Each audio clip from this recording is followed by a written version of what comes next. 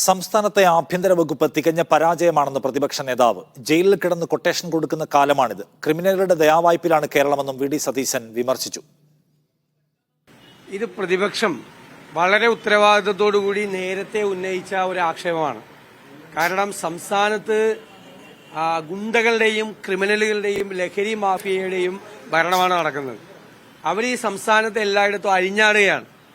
മുഖ്യമന്ത്രി ആഭ്യന്തര വകുപ്പിന്റെ മീതെ ഒരു നിയന്ത്രണവുമില്ല. മുഖ്യമന്ത്രിയുടെ ഓഫീസിലെ ഒരു ഉപജാപക സംഘമാണ് പോലീസിനെ നിയന്ത്രിക്കുന്നത്. SP-മാരെ നിയന്ത്രിക്കുന്നത് CPM ജില്ലാ കമ്മിറ്റികളാണ്. SHO-മാരെ നിയന്ത്രിക്കുന്നത് CPM-ന്റെ ഏരിയ കമ്മിറ്റികളാണ്. രാഷ്ട്രീയ രക്ഷാകർതൃത്വം കേരളത്തിലെ ക്രിമിനലുകൾക്കും ഗുണ്ടകൾക്കും ലഹരി മാഫിയക്കാർക്കും കൊടുക്കുന്നത് CPM-ആണ്. മുഖ്യമന്ത്രി നോക്കി നിൽക്കുകയാണ്. DYSP-യെ അറിയപ്പെടുന്ന എന്റെ ജില്ലയിലെ ഗുണ്ടയാണ്, ഒരു ക്രിമിനലാണ്. അയാൾ നടത്തിയ ഡിന്നറിൽ DYSP-യും പോലീസുകാരും വന്ന് പങ്കെടുക്കുക എന്ന് പറഞ്ഞാൽ കേരള പോലീസ് തുണിയിട്ട് നടന്നാ പോരാ തലയിൽ. ഇതിനേക്കാൾ വലിയ നാണക്കേട് കേരള പോലീസിനുണ്ടോ? അല്ല, ആഭ്യന്തര വകുപ്പ് തികഞ്ഞ പരാജയമാണ്. ഇത് സാധാരണ പറയുന്നല്ലോ.